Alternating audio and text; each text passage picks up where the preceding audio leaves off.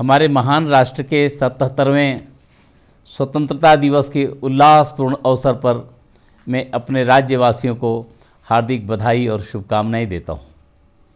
यह दिन हमारे देश के इतिहास में बहुत महत्व रखता है, क्योंकि यह वह दिन है जब हमने ब्रिटिश औपनिवेशिक शासन से स्वतंत्रता प्राप्त की थी और स्वशासन और राष्ट्र की प्रगति की यात्रा शुरू की थी। आज का दिन हमारे स्वतंत्रता सेनानियों और पूर्वजों की वीरता, बलिदान और दृढ़ संकल्प की याद दिलाता है, जिन्होंने आज़ादी के लिए अथक प्रयास किया और जिनके कारण आज हम स्वतंत्र हवा में आनंद ले रहे हैं। इस अवसर पर हमें उन महान वीर बलिदानियों का स्मरण करना चाहिए और उनके प्रति अपनी गहरी कृतज्ञता व्यक्त करनी चाहिए, जिन्होंने हमारी स्वतंत्रता को सुरक्षित रखने एवं सभी के लिए एक समृद्ध भविष्य सुनिश्चित करने के लिए निस्वार्थ रूप से अपने जीवन का बलिदान दिया। स्वतंत्रता के आदर्शों के प्रति उनकी अटूट प्रतिबद्धता ने हमारे देश की प्रगति का मार्ग प्रशस्त किया है।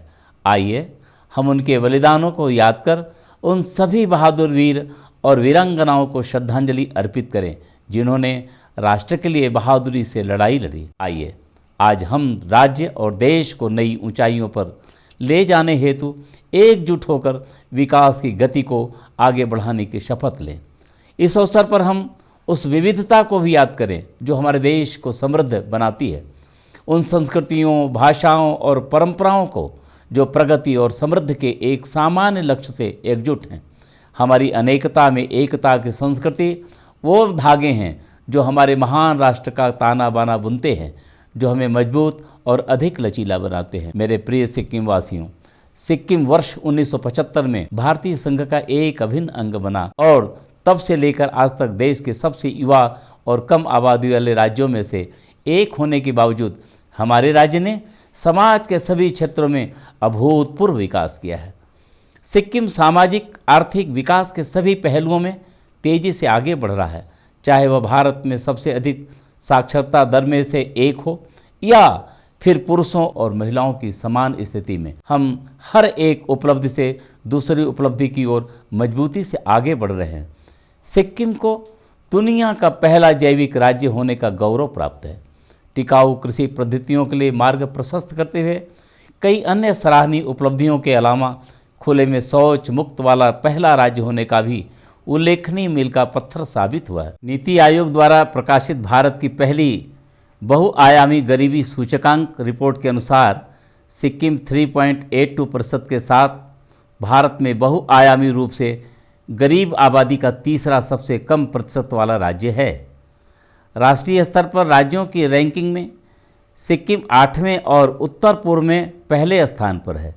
Ministry of development of north east region एवं यूएनडीपी के सहयोग से गंगटोक जिले ने नीति आयोग द्वारा जारी सतत विकास लक्ष्य सूचकांक में उत्तर पूर्व क्षेत्र के 103 जिलों में सर्वश्रेष्ठ प्रदर्शन करने वाले जिले का गौरव भी प्राप्त किया है।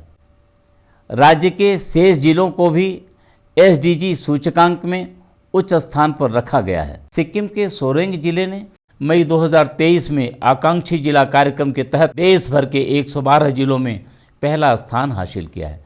इस रैंकिंग का आधार 49 प्रमुख प्रदर्शन संकेतक में हुई वृद्धिशील प्रगति है, जो 5 व्यापक सामाजिक आर्थिक विषय स्वास्थ्य और पोषण, शिक्षा, कृषि और जल संसाधन, वित्तीय समावेशन, कौशल विकास और बुनियादी ढांचा पर आधारित है। खुशहाली सूचकांक हैप्पीनेस इंडेक्स में भी हमारा प्रदेश लगातार अच्छा प्रदर्शन कर रहा है। हाल ही में राष्ट्रव्यापी सर्वेक्षण में सिक्किम को देश में 5वां और उत्तर पूर्व राज्यों में दूसरा स्थान मिला है, जो हमारे लोगों के जीवन के प्रति सकारात्मक सोच का संकेत है। मेरे प्यारे भाइयों और बहनों, सिक्किम ने स्वास्थ्य के क्षेत्र में अच्छी प्रगति की है। सिक्किम के स्वास्थ्य की स्थिति पर NFHS रिपोर्ट से संकेत मिलता है कि राज्य ने अपने निवासियों के सामान्य स्वास्थ्य सेवाओं और विशेष रूप से मातृ एवं शिशु स्वास्थ्य में महत्वपूर्ण प्रगति की है। सिक्किम में शिशु मृत्यु दर देश में सबसे कम है। यहाँ प्रति 1000 जीवित जन्मों पर केवल 5 मौतें होती हैं, जबकि देश में प्रति 1000 जीवित जन्मों पर 28 मौतें होती हैं। लैंगिक समानता और हमारी महिलाओं बालिकाओं की सुरक्षा के मामले में सिक्किम हमेशा से एक उच्च स्थान पर रहा है, लेकिन वर्तमान में एक प्रमुख चिंता का विषय जनसंख्या की घटती कुल प्रजनन दर 1:1 है, जो कि NFHS 5 के अनुसार चिंताजनक है। यह चिंताजनक रूप से 2.1 के प्रतिशत स्थापन स्तर से नीचे है और सिक्किम को सिंगापुर और हांगकांग जैसे देशों की कतार में लाता है, जो उल्लेखनीय रूप से कम प्रजनन दर के लिए जाने जाते हैं। इस विषय पर मेरी सरकार ने गंभीर रुख अपनाते हुए त्वरित और प्रभावी उपाय लागू किए हैं, जैसे सभी महिला सरकारी कर्मचारियों के लिए मातृत्व अवकाश की अवधि को 180 दिन से बढ़ाकर 365 दिन और सभी पुरुष सरकारी कर्मचारियों के लिए पितृत्व अवकाश को 15 दिन से बढ़ाकर 30 दिन किया गया है।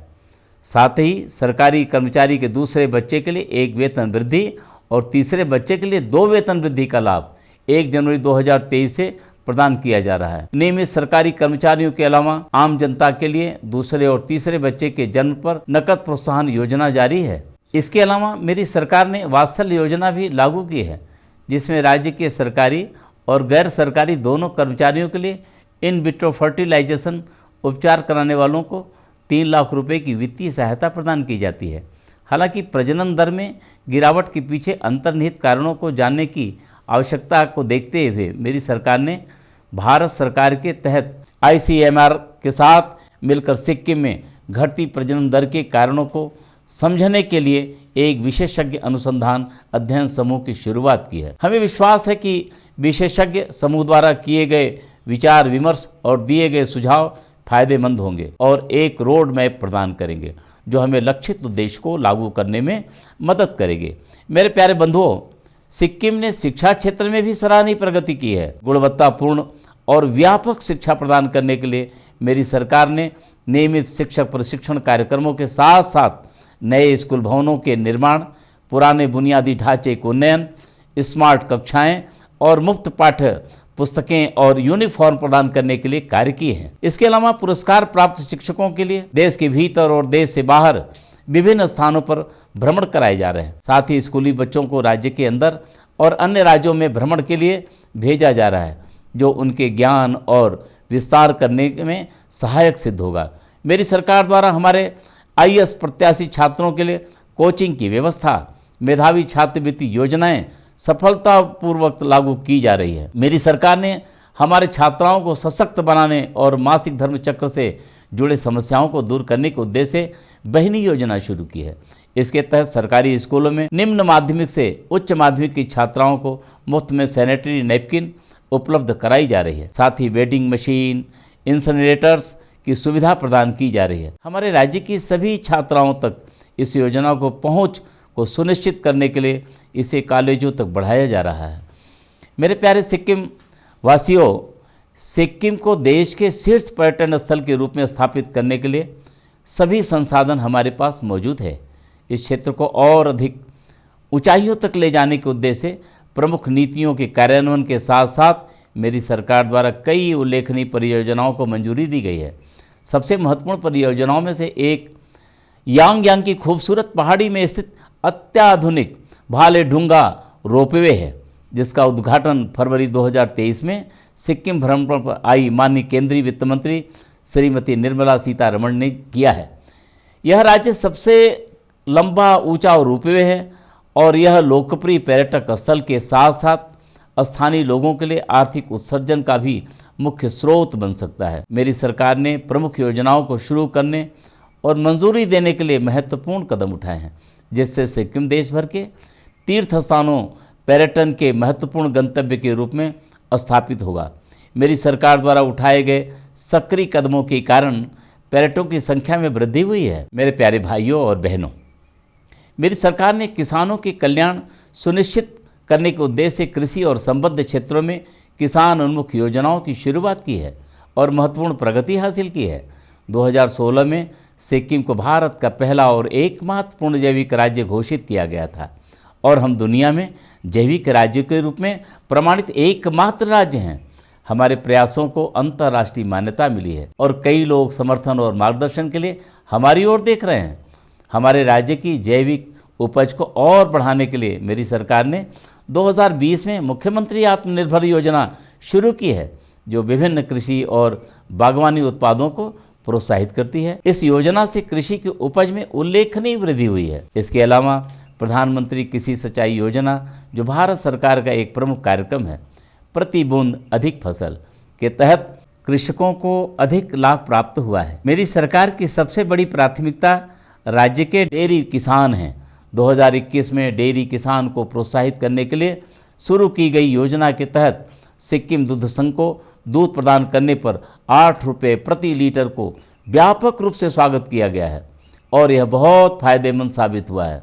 योजना के कार्यान्वयन के बाद से सिक्किम में दूध उत्पादन में वृद्धि देखी गई है, जो इस योजना की बड़ी सफलता को दर्शाता है। इसी प्रकार राज्य में सूअर पालकों को प्रोत्साहित करने और सूअर के मांस के उत्पादन को बढ़ाने के उद्देश्य 2021 में सूअर उत्पादन प्रोत्साहन योजना की शुरुआत के साथ किसानों को लाभ हुआ है और सूअर की आबादी में वृद्धि हुई है। मेरे प्यारे सिक्किम वासियों, सिक्किम गरीब आवास योजना के तहत मेरी सरकार ने रिकॉर्ड समय में 3050 घरों का निर्माण पूरा किया है। 11,000 से अधिक मकानों की स्वीकृति दी गई है। इसके अलावा सिक्किम शहरी गरीब आवास योजना के तहत सामाजिक आवास, फ्लैट और व्यक्तिगत घर बनाए जा रहे हैं। मेरी सरकार द्वारा प्रधानमंत्री आवास योजना के तहत स्वीकृत 1409 आवासों में से 1171 को सफलतापूर्वक पूरा कर लाभार्थियों को सौंप दिया गया है। मेरे प्रिय सिक्किम के नागरिकों, ग्रामीण क्षेत्रों के समग्र विकास के लिए मेरी सरकार केंद्र और राज्य दोनों योजनाओं को गंभीरता से लागू कर रही है। भारत सरकार के प्रमुख कार्यक्रमों में से एक जल जीवन मिशन के तहत उद्देश्य है कि 2024 तक ग्रामीण भारत के सभी घरों में व्यक्तिगत घरेलू नल कनेक्शन के माध्यम से सुरक्षित और पर्याप्त पेयजल पहुंचाया जाए। मेरी सरकार 31 दिसंबर 2023 तक 100% कवरेज पूरी करने की तैयारी में है।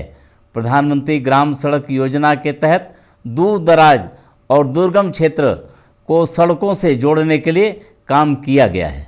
मेरे प्यारे सिक्किम वासियों, सिक्किम के लोग पारंपरिक रूप से शांतिप्रिय हैं और उनमें प्रकृति के प्रति दृढ़ आस्था और श्रद्धा है। इसको मद्देनजर रखते हुए मेरी सरकार सतत और संतुलित विकास, प्रकृति का संरक्षण और अन्य संसाधनों का समान रूप से वितरण करने पर जोर दे रही है। पर्यावरण संरक्षण के प्रति सिक्किम की प्रतिबद्धता ने राज्य को वैश्विक मान्यता दिलाई है, जिससे राज्य, देश और दुनिया दोनों के लिए प्रेरणा का प्रतीक बन गया है। राज्य ने पर्यावरण संरक्षण करने वाले कई रणनीतियाँ अपनाई हैं। मेरी सरकार ने वाहनों से कार्बन उत्सर्जन को कम करने के प्रयास में धरती माता के लिए एक दिन कार्यक्रम भी शुरू किया है, जो हर साल 7 जुलाई को मनाया जाता है, जिसके अंतर्गत राज्य भर में सुबह 11 बजे से 11:07 तक 7 मिनट के लिए वाहनों की आवाजाही रोक दी जाती है। इसके अलावा वर्ष 2023 में मेरी सरकार द्वारा शुरू की गई मेरो रुख मेरो संतति पहल का उद्देश्य सिक्किम में जन्म लेने वाले प्रत्येक नवजात बच्चे के लिए 100 पेड़ लगाकर माता पिता, बच्चों और प्रकृति के बीच संबंध को मजबूत करना है। यह पर्यावरण संरक्षण में सराहनीय कदम है। इस पहल के तहत अब तक 3 लाख से अधिक वृक्षारोपण हो चुके हैं। यह कार्यक्रम कार्बन न्यूट्रल समाज बनाने में मील का पत्थर साबित होगा। मेरे प्यारे बंधुओं, जैसा कि बाबा साहब अम्बेडकर जी ने कहा है, मैं किसी भी समुदाय की प्रगति को महिलाओं द्वारा हासिल की गई प्रगति से मापता हूँ। सिक्किम में हमारी महिलाओं और माताओं को सर्वोच्च स्थान प्राप्त है। सिक्किम की महिलाओं के लिए सभी सरकारी कार्यालयों में आरक्षण की व्यवस्था की गई है। पंचायत चुनावों में भी महिलाओं के लिए 50% आरक्षण की व्यवस्था की गई है। वर्ष 2023 में मेरी सरकार ने सिक्किम आमा योजना नामक एक अभूतपूर्व पहल शुरू की, जिसका उद्देश्य महिलाओं को सशक्त बनाना और उनकी आर्थिक स्वतंत्रता को बढ़ावा देना है। यह योजना राज्य में सभी पात्र गैर कामकाजी माताओं को 20,000 रुपये वित्तीय अनुदान प्रदान करती है। दी गई धनराशि का उपयोग लाभार्थियों द्वारा उनकी आवश्यक वित्तीय ज़रूरतों को पूरा करने के लिए किया जा सकता है। सिक्किम आमा योजना लैंगिक समानता को बढ़ावा देने और पूरे राज्य में माताओं की भलाई सुनिश्चित करने के प्रति हमारे समर्पण का प्रतीक है। हमारी महिला समर्थक नीतियों के परिणाम स्वरूप हमारे राज्य की महिलाओं ने एक उल्लेखनीय परिवर्तन का अनुभव किया है। वे अधिक जागरूक, सशक्त और आत्मविश्वासी हैं। यह सकारात्मक परिवर्तन कार्यक्षेत्र में महिलाओं की भागीदारी में उल्लेखनीय वृद्धि के माध्यम से स्पष्ट हुआ है। सिक्किम की महिलाओं ने अपने पुरुष समकक्षों के साथ गर्व से खड़े होकर जबरदस्त प्रगति का प्रदर्शन किया है और अन्य राज्यों के लिए अनुकरणीय प्रेरणा स्रोत हैं। मेरे प्यारे भाई और बहनों, मुझे यह कहते हुए खुशी हो रही है, भारत सरकार के पायलट वाइब्रेंट विलेज प्रोग्राम ने कवरेज के लिए सिक्किम के 46 गांवों की पहचान की है। यह दूरदर्शी पहल माननीय प्रधानमंत्री श्री नरेंद्र मोदी जी द्वारा परिकल्पित है। सीमावर्ती गांव में रहने वाले लोगों की बुनियादी सुविधाएं प्रदान करना, सुरक्षा को मजबूत करने, पलायन को रोकने और बुनियादी ढांचे को मुहैया कराकर लोगों के जीवन स्तर में सुधार लाना इस योजना का मुख्य उद्देश्य है। इस परिवर्तनकारी योजना में हमारे 46 गांवों को शामिल करने के लिए हम माननीय प्रधानमंत्री श्री नरेंद्र मोदी जी के प्रति बहुत आभारी हैं। इस उपलब्धि का जश्न मनाने के लिए इस वर्ष नई दिल्ली के लाल किले में स्वतंत्रता दिवस के अवसर पर सिक्किम के 25 सरपंचों को उनके जीवन साथी के साथ शामिल होने के लिए विशेष निमंत्रण दिया गया है, जिन्हें मैं बधाई देता हूँ। प्रिय सिक्किम वासियों, मेरी सरकार योजना और विकास विभाग के तत्वावधान में सिक्किम इंस्पायर नामक विश्व बैंक की वित्त पोषित परियोजना के कार्यान्वयन की प्रक्रिया में है, जो अर्थव्यवस्थाओं को पुनर्जीवित करने के लिए एकीकृत सेवा प्रावधान और नवाचार का संक्षिप्त रूप से है। यह अपनी तरह की पहली परियोजना है जो गैर कृषि क्षेत्रों में राज्य की महिलाओं और युवाओं के बेहतर आर्थिक सशक्तिकरण पर केंद्रित है। इसके अंतर्गत 9 विभाग मिलकर काम कर रहे हैं। इस तरह की परियोजनाओं से राज्य में सकारात्मक परिवर्तन देखने को मिलेगा। मेरे प्यारे बंधुओं, हमारे माननीय प्रधानमंत्री श्री नरेंद्र मोदी जी ने इस वर्ष 9 से 31 अगस्त तक चलाए जाने वाले मेरी माटी मेरा देश, मिट्टी को नमन, वीरों का बंधन कार्यक्रम की घोषणा की है। यह भारत की आज़ादी के 75 साल पूरे होने का जश्न मनाने और शहीदों को श्रद्धांजलि प्रदान करने की एक राष्ट्रव्यापी सार्वजनिक पहल है। सिक्किम इस पहल को आंतरिक हृदय से स्वीकार करता है और पूरे ऊर्जा से इसमें भाग लेने के लिए प्रतिबद्ध है। जैसा कि हम अपनी स्वतंत्रता का जश्न मना रहे हैं, आइए हम उन मूल्यों को बनाए रखने के लिए अपनी प्रतिबद्धता को नवीनीकृत करें जो हमें एक राष्ट्र के रूप में परिभाषित करते हैं। हम एक ऐसा वातावरण बनाने का प्रयास करें जहां हर व्यक्ति विकास के अवसरों को प्राप्त कर सके और जहां सिक्किम के प्रत्येक नागरिक के सपने सजीव हो सके। मैं सिक्किम के लोगों से हमारे राज्य के विकास और प्रगति में सक्रिय रूप से भाग लेने का आग्रह करता हूं। आइए हम ऐसे सिक्किम का निर्माण करने के लिए मिलकर काम करें जो सद्भाव, स्थिरता और प्रगति का अनुकरणीय उदाहरण हो। आइए हम अपने जीवन के सभी क्षेत्रों में देशभक्ति, अखंडता, साहस और कर्तव्य के मार्ग पर चलने का संकल्प लें। हमें स्वतंत्रता और राष्ट्रीय एकता की भावना को पोषित करने के लिए कड़ी मेहनत जारी रखनी होगी। यह हमारा परम कर्तव्य है कि हम उन सैनिकों और शहीदों के परिवारों की देखभाल करें जिन्होंने मातृभूमि के लिए अपना बलिदान दिया है। मेरे प्यारे सिक्किम वासियों, मैं अपना संबोधन समाप्त करने से पहले स्वतंत्रता दिवस पर सम्मानित होने वाले, राज्य को गौरव दिलाने वाले सभी भाई और बहनों को बधाई देता हूं। आपकी उपलब्धि एवं सफलता दूसरों को भी राज्य को उन्नत बनाने हेतु मेहनत करने के लिए प्रेरित करेगी। आइए हम राष्ट्र निर्माण के लिए अपना श्रेष्ठतम योगदान देने का संकल्प लें। जय भारत, जय सिक्किम।